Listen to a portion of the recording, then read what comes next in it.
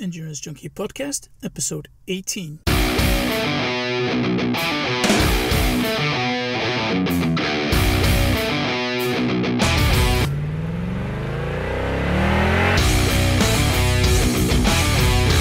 Hey Junkie, welcome to another episode of the Endurance Junkie Podcast, the show where I will be interviewing some of the fastest, smartest and most inspiring people active in the endurance world today. Stéphane Vander Bruggen has been a triathlete since 1988.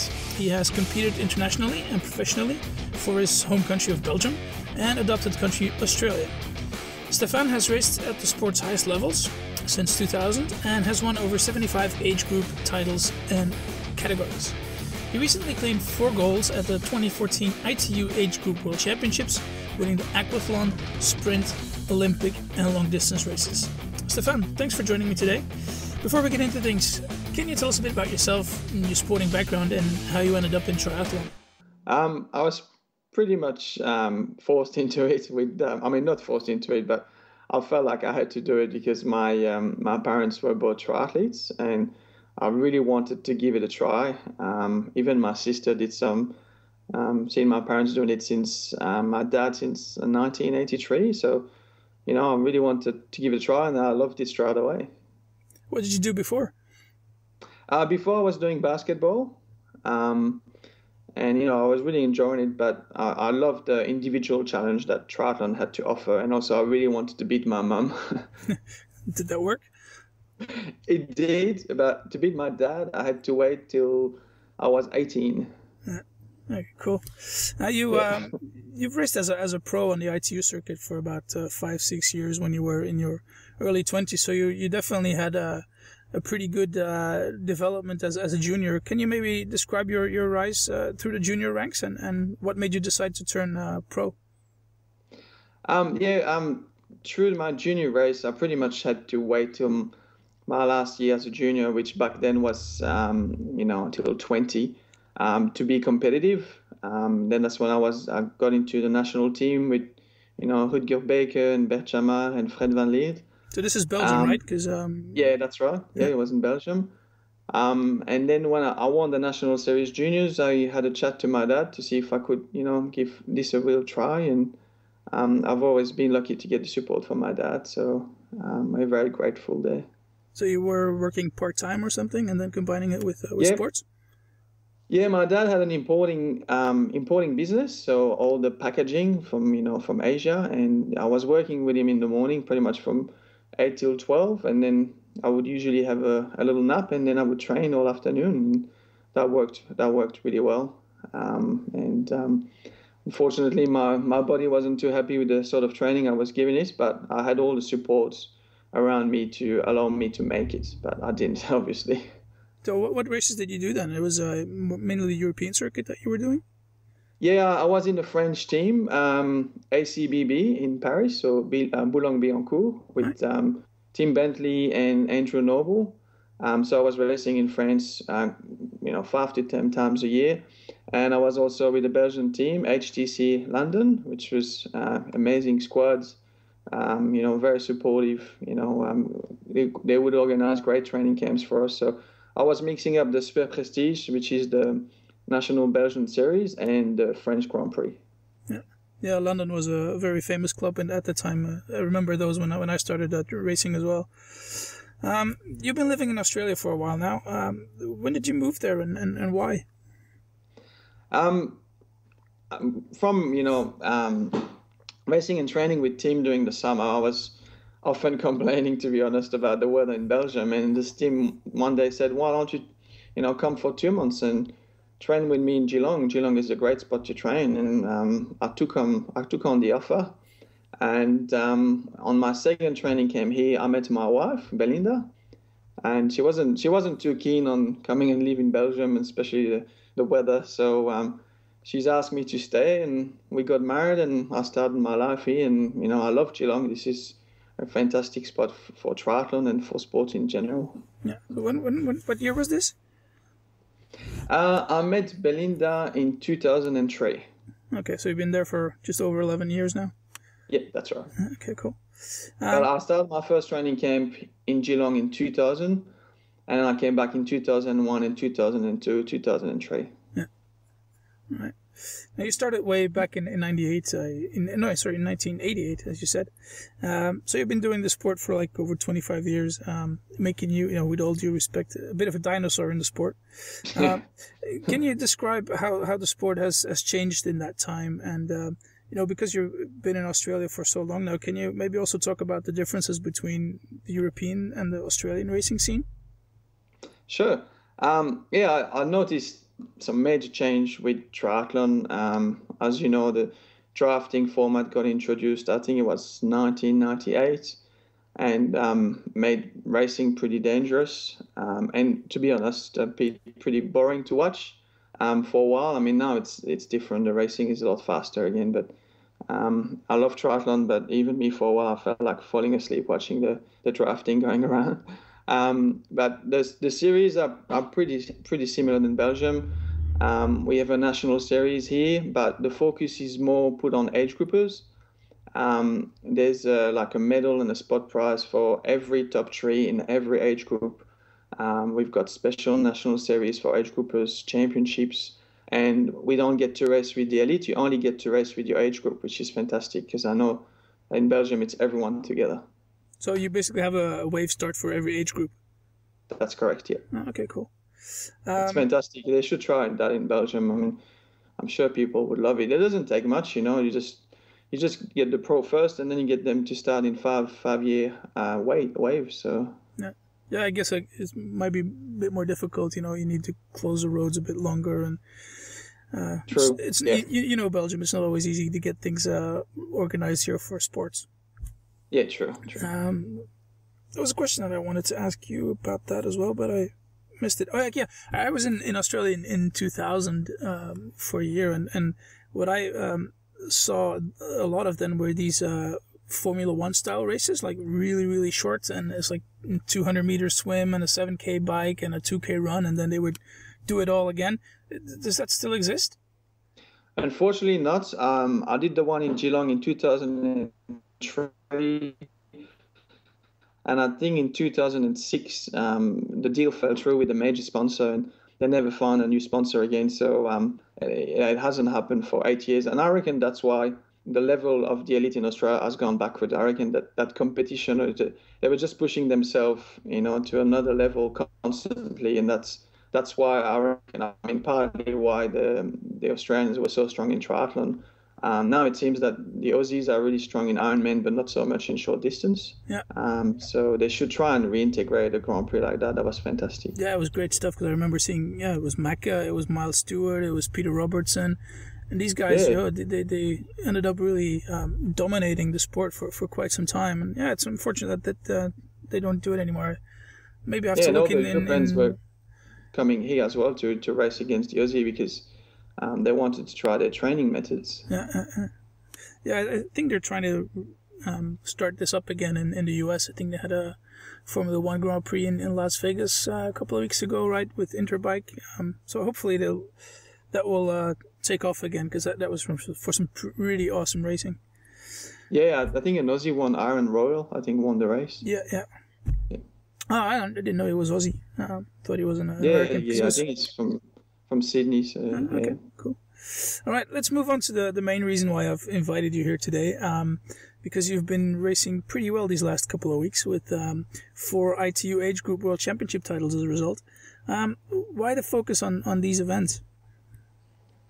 When you've been so long into a sport, it's all about challenges, and it was one of my dreams to become world champion, one day, and I've just missed out on the Gold Coast and in Auckland, and I'm, really prepared myself really well to at least, try and get one, and I was lucky enough to get 4 of them, but I also always try and push my squad to have big goals. I don't want them to just have a national series or Victorian series as a goal. I want them to see big, and I wanted them, to get ready for world champs, and they were certainly ready for it. So. Yeah. What did you mean that you got close in Gold Coast and New Zealand? Was that just podiums or? No, Gold Coast, I was leading the whole way till 1K to go on the sprints. That was in 2009, and then 3 guys passed me on the last K on the run. Auckland, that was 2013, I think. And no, sorry, that was 2012. And same thing happened in the Aquathlon and in the sprint, but this time only 2 guys passed me, so I got 2 bronze. Yeah. And I was very frustrated, from that, because if I was 30 seconds faster, I could have had 3 golds. And I decided to drop my swimming to only 5K a week because it's my strength, but I did a lot of running. I think I averaged 75K a week since January. And started doing a lot of intensity, a lot of technique, and trying to lose a bit of weight. And I was lucky enough it paid off. Yeah. All right, let's get into it. Let's talk about the Canada trip first and the Aquathlon. Can you maybe take us through that race? Yeah, sure. The Aquathlon, I know, Pete, you're probably gonna laugh when I say that it gets cold in Australia, but it does. In the winter, we get 12 to 18 degrees. I know that's not cold for Belgium, but that's a balmy spring day for us. It could be summer as well. Yeah. But when we got there, it was on race day. It was 27, and it was a race in the afternoon, so it was quite a shock on the system. Mm-hmm. And the running course was quite undulated, so it suited me. But my swim being my strength, I was very surprised. I was only 4th out of the water, and so I decided to sort of save my legs for the sprint on Friday. But after one lap, which was 2.3K to go, one of my Aussie squad member, Craig Davis, just yelled, "You're 10 seconds from the lead." It was a real shock because I thought I was 3rd.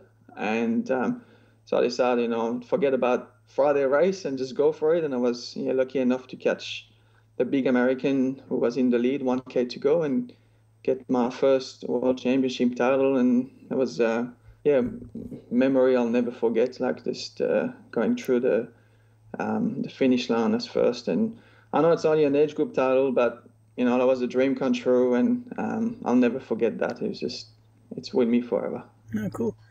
And then only 2 days later, you came out on top again, this time over the sprint distance. Can you talk about that?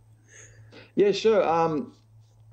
People started joking and sending me messages, "Oh, you got to get the double now." And I got up the next day so sore from smashing my legs for the last 2.3K. I really doubted it. But when the race started, I had a good swim. I was singing out the water.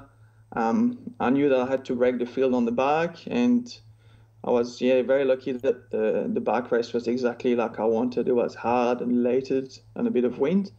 And I got off the back with 90 seconds, and I thought, that might be enough to hold off the strong runners, and it did. There was 2 guys, I think they run a minute faster than me, but I still had I think a 40 or 30 second gap at the finish, so that was enough to get another title. This one was special as well because it was triathlon. Aquathlon was special, but it wasn't triathlon. And I got to go across the line with the Belgian flag as well, which was fantastic. Yeah, cool. And then, there was one race left to go, the Olympic distance race. And I guess you sort of got some pressure from your friends and family to take out the trouble?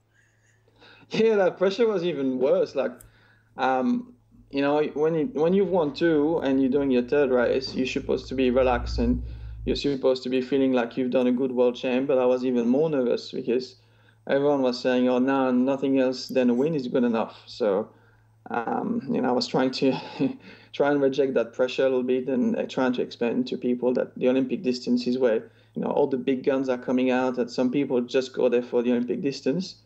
But I was lucky enough to get a gap on the swim. On the back, I did the same as the sprint. I went all out as hard as I could, but after 20K, I turned around and there was a pack of 5 drafting behind me, taking turns. In those conditions, I tend to be a little bit vocal, which I was. And when I got off the back, 30 seconds in front of them, I thought I was going to get 6th. My legs were smashed. Those guys were fresher from riding together. But again, the course was fantastic for me on the run. If I had to design a course or a triathlon, I would have designed Canada. It was just was just hilly in altitude on gravel tracks. Exactly what I liked, exactly what I train on apart from the altitude. So yeah, I end up having a good run and get another win. Yeah, cool.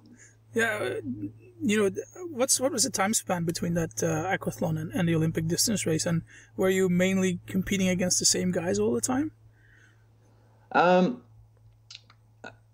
think there was in the aquathlon and the sprint, there was a few people doing it, but it's pretty hard when there's only 2 days gap.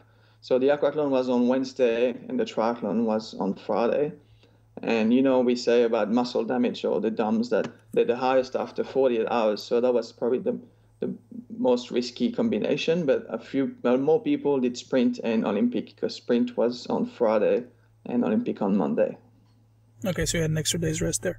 Yeah, that's right. Yeah. Okay. So you're supposed to be able to recover in 3 days. If you don't have to work, there's no family, you can get massage, you can sleep a lot. Yeah. You're supposed to be able to recover from 3 days, but 2 days extremely hard. Well, it shows that you did, so good stuff. Yeah. Now, we briefly talked after Canada to get you on the show, but you had some unfinished business left, which was the ITU long course world champs in China. Can you maybe tell us about that trip and the race? Yeah, I took a different squad with me. Only Craig Davis came with me again. I always wanted to go to China. I was going there to support my squad. Of course, I wanted to do well as well. The city was different than what I was thinking about China. It was very modern. The food was pretty good. Everyone told me you won't be able to breathe. The food would be disgusting and people would be rude. It wasn't that at all. Wuhan was a beautiful city by the ocean. Was hardly any pollution. The people were so welcoming. They were so, deep into the triathlon and the organization. The only issue was really no one was, could speak proper English. Mm. And regarding the race, I was lucky enough to get a win. So. But what were the distances there? That was 4K swim, 120 on the bike and 20 on the run. But the bike and the run was brutal. It was one of the hardest triathlon I've ever done. It was about 27 degrees, so there was a bit of heat to take into consideration. Also, probably the only thing that wasn't well organized was the nutrition. We only had water, and they were going to put ham and cheese sandwich and cream cake on the course. Yeah, good stuff. Yes, that was pretty funny. I think so many people complained that we didn't even see the sandwiches and the cake on race day. The only thing they had was water. So it was hard that they had to rely on your own nutrition. But organization-wise, they was spot on. There was police everywhere. There was cone and fencing everywhere. There was a cord going around the full 2K lap on the swim, so you couldn't really get lost. And I would go back there to the triathlon for sure. Yeah, cool. Now, out of the 4 titles that you just gathered here, which one are you most proud of? Which one did you least expect? Least expect was the Olympic distance. Because, to be honest, that's the hardest to win. But probably the one that felt the most amazing was the sprint distance, because Xavier Flynn, our coach, also finished third, and I waited for him at the finish line, and that was just an emotion I'll never forget. Like, it was just, it's just, I know when I watched it, I cry. When I watched the video, I cried. And each time I think about it, it gives me goosebumps. And then when I left the transition, I got told that Craig Davis got silver, Kay Brantley got third, and Sherry Livingston got fifth. So just that group success and the bonding and the emotion and satisfaction we had between us was absolutely amazing, and something that I've never had and I'll never forget. Yeah. Well, I guess that makes everything extra special. What's funny about all the pictures and the comments that I've seen after your win, and especially after that sprint distance race, was that all your Aussie friends and your teammates are begging you to start racing in the green and gold of Australia. Yet you continue to race in blue for Belgium. Why is that? I mean, don't get me wrong. I mean, I'm glad you raced for our little country, but because otherwise our medal tally would be ridiculously low. But it's you've been living in Australia for 11 years, and just want to know why you haven't started racing green and gold yet. My home is in Geelong, but my heart is in Belgium. Like, I've lived in Belgium for 26 years. I've only lived in Geelong for 12 years. Maybe if I live another 14 years here, maybe I'll, think about, getting my double passport, my double nationality. But I definitely still feel like a Belgian, even if I'm very grateful and very happy to be living in an amazing place like Geelong. It's got everything you can dream of for sports. You should come and visit one day. Yeah, I've been a couple of times. I raced the Olympic distance there as well, so it was a bloody tough one. I think it was a qualifier for the national series, and oh boy, I got hammered on that one. Was it when the World Cup was on? It was in 2000, and it was a prep race that I did for Ironman Australia. And I wasn't really the strongest runner, never was and never will be. So that was pretty tough. But yeah, I've been to Geelong a couple of times. It's a nice spot. Yeah, it is. What else? As I said before, you've been in triathlon for quite a long time. And a question I get a lot from age groupers that listen to the show is, how do you keep a balance between work, training, and your family? Do you have a few useful tips there? Yeah, I mean, I coach about 30 triathletes at the moment. What I often tell them is just to communicate truthfully with me when they feel like physically and mentally they've had enough, not to feel like it's soft or it's weak to tell me about it.